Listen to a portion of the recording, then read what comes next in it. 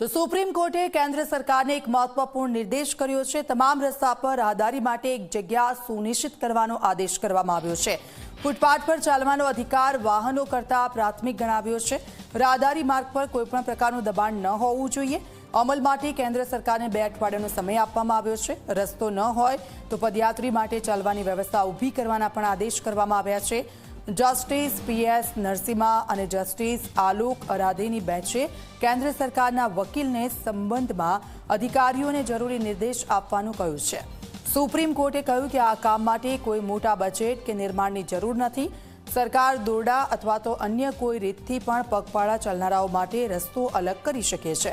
બસ એ સુનિશ્ચિત કરવામાં આવે કે ગાડીઓ તે રસ્તા પર ન આવે। કોર્ટે કેન્દ્રને આ નિર્દેશ પર પગલાં લેવા માટે 2 અઠવાડિયાનો સમય આપ્યો છે। કોર્ટનું કહેવું છે કે રાહદારીઓમાં આ વિશ્વાસ હોવો જોઈએ કે તેઓ ગાડીઓના ડર વગર આરામથી ચાલી શકે।